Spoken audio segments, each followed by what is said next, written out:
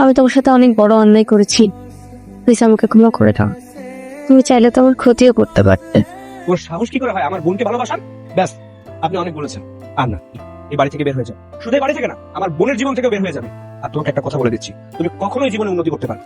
ঠিক আছে, আপনি যখন বলেছেন আমি এই বাড়ি ছেড়ে চলে যাচ্ছি, তবে যাওয়ার আগে আপনাকে একটা কথা বলে যাই, আমি একদিন উন্নতি করব। আমি এত উন্নতি করব যে আপনি আফসোস করবেন। আপনি আফসোস করবেন এটা ভেবে যে আপনি ভুল ছিলেন আর আমি ঠিক ছিলাম। আমি এখনো পর্যন্ত একটা চাকরিরও ব্যবস্থা করতে পারিনি। তুই চিন্তা করিস না, তোর জন্য একটা গুড নিউজ আছে। Good news? কিসের গুড নিউজ? আমি যে অফিসে চাকরি করি ওই অফিসে একটা ম্যানেজার পোস্ট খালি হয়েছে, আর এখানে তুই যোগ্য একজন মানুষ। এই জন্য আমি তোকে খুঁজে বেড়াচ্ছি। তোর একটা চাকরির ব্যবস্থা করতে পারলাম, তাও হবে ম্যানেজার পোস্টে। এই চেয়ারের মর্যাদাটা রাখিস ভাই, বস। থ্যাংক ইউ ভাইয়া। তাহলে আমি আসি।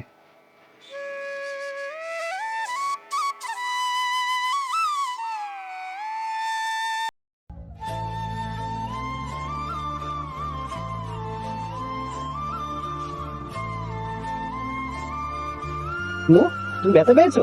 এই আপনার বাচ্চাকে দেখে রাখতে পারেন? আমি তো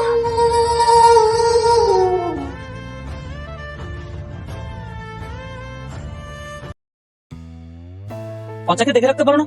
একটা দুর্ঘটনা ঘটে গেলে কি হতো তখন? কি হলো? ওদিকে তাকিয়ে কে দেখছো? বলো, কিছু না। সাবধানে চলবেন, বাচ্চার খেয়াল রাখবেন।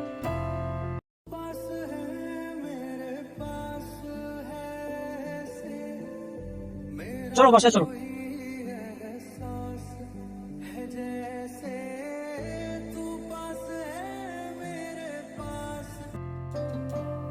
হ্যালো স্যার, কেমন আছেন? আমি ভালো আছি প্রীতম সাহেব, তবে আপনার জন্য একটা খারাপ খবর আছে। খারাপ খবর স্যার?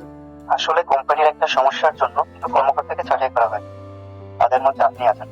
কি বলেন স্যার? চাকরিটা চলে গেলে স্ত্রী সন্তান নিয়ে তোমাকে না খেয়ে থাকতে হবে? সরি, আমার কিছু করার নেই।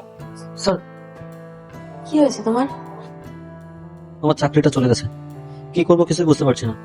তাহলে এখন কি হবে? ভাই, আপনাদের এখানে কি কোনো ভ্যাকেন্সি ফাঁকা আছে? না, জানতে এখান থেকে। ঠিক আছে স্যার, আমরা আসলে একটা চাকরির জন্য আসছিলাম, আপনাদের এখানে কি কোনো ভ্যাকেন্সি খালি আছে? আসলে আমাদের এখানে তো কোনো ভ্যাকান্সি খালি নেই, আপনি অন্য কোথাও দেখেন। ঠিক আছে।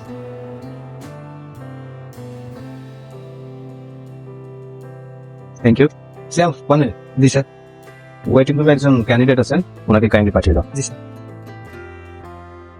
স্যার আপনাকে ভিতরে রাখছি, চলুন।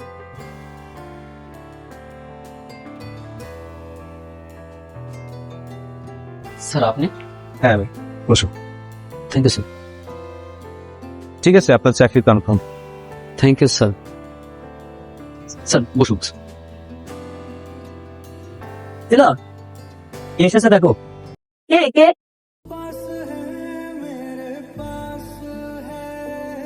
স্যার এসেছে, স্যারের জন্য নাস্তা নিয়ে আসো।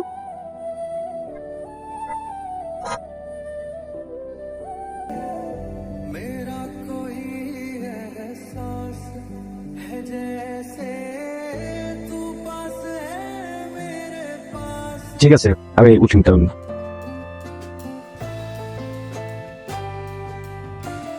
এই দেখো, স্যার চাবিটা ভুল করে রেখে গেছে, আমি গিয়ে দিয়ে আসি। তুমি দাঁড়াও, ভাই একা আছে, তুমি সাথে কথা বলো, আমি দিয়ে এসছি। আচ্ছা ঠিক আছে। শুরু। বলো। কেমন আছো? আমি ভালো আছি, আমি এটাও জানি যে তুমিও ভালো আছো।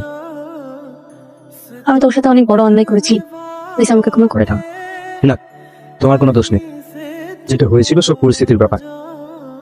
তুমি চাইলে তো আমার ক্ষতিও করতে পারতে। আমি তোমাকে ভালোবেসেছিলাম।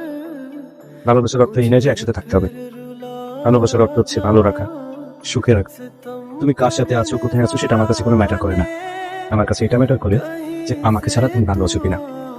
তুমি আমাকে ছাড়া ভালো আছো, সুখে আছো, আমি ভালো আছি। ভালোবাসার মানুষ না হয়েও ভালো, অন্তত বন্ধু হয়ে সারা জীবন তোমার পাশে থাকতো, ছায়ার মতো।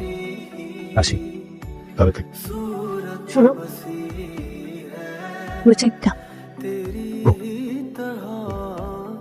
तेरा गम भी हंसी